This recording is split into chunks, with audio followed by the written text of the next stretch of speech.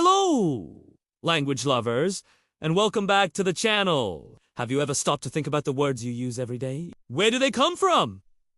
Why does apple mean, well, an apple? It seems so simple, but behind every single word is a fascinating story, a journey through time, culture, and human history. Today, we're embarking on an epic adventure into the world of etymologies, the study of word origins. We'll uncover how words are born, how they change, and how they travel across the globe. So, get comfortable, because you're about to see language in a whole new light. Let's start with a word we all know, avocado.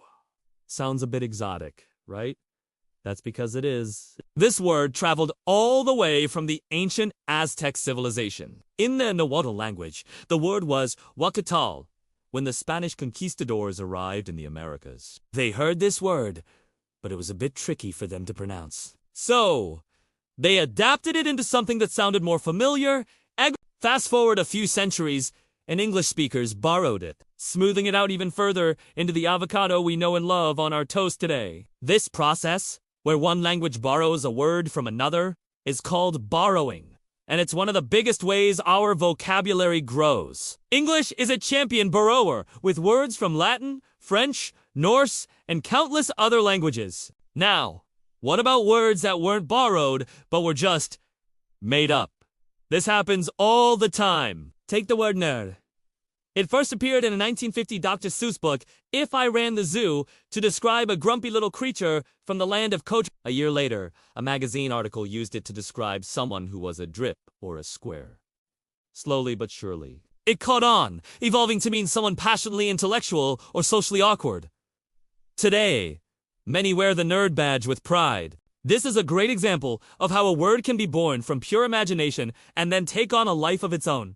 Its meaning shifting with cultural trends. It shows that language isn't just a static set of rules. It's a living, breathing thing that we all contribute to. Sometimes, words are born by smashing two other words together. Think about breakfast.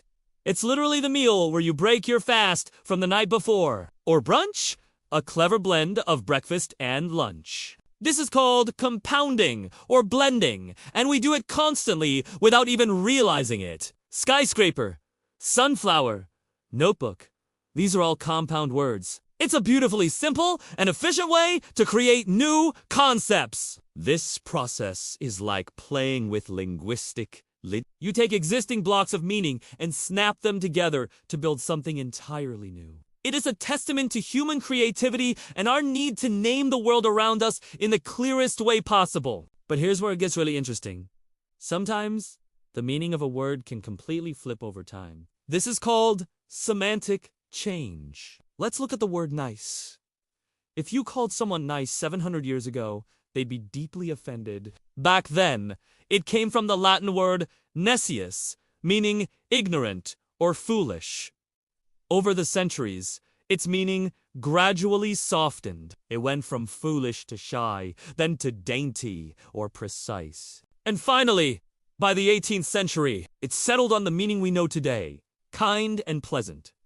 So, the next time someone calls you nice, remember that you're a part of a long linguistic history where the word has done a complete 180-degree turn. It's a reminder that the meanings we attach to words aren't set in stone. Another fascinating way words evolve is through their association with people or places.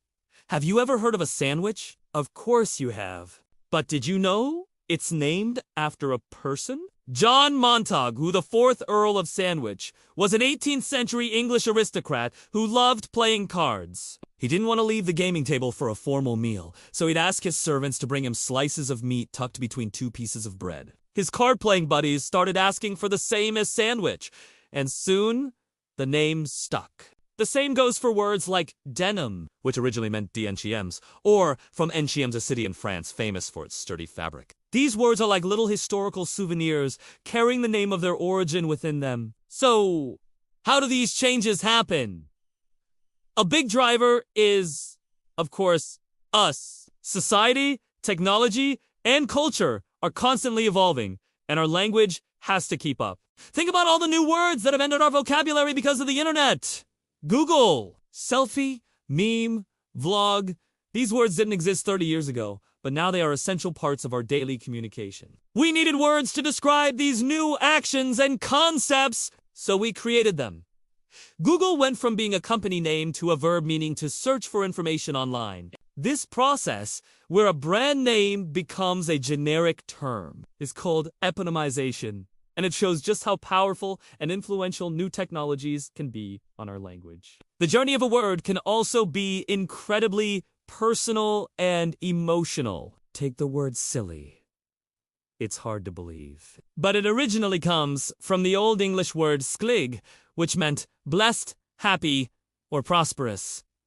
It was a word filled with positive, almost holy, meaning, over time, it shifted to mean innocent or pitiable, like a helpless lamb. From there, it was a short jump to weak-minded or foolish, eventually landing on the light-hearted, playful meaning it has today. This single word, journey from blessed to goofy, mirrors a huge shift in cultural values and shows how our perception of concepts like innocence and simplicity has changed over hundreds of years. And it's not just the meaning that changes. It's the pronunciation and spelling, too. The great vowel shift in English, which happened between the 1400s and 1700s, is a prime example. During this period, the way people pronounced long vowels changed dramatically. For instance, the word mouse used to be pronounced more like moose, and wife sounded more like weef. This is why English spelling can seem so chaotic. Our spelling often reflects older pronunciations that have long since disappeared from our speech. It's like we're walking around with linguistic fossils in our writing, preserving a snapshot of how our ancestors spoke centuries ago.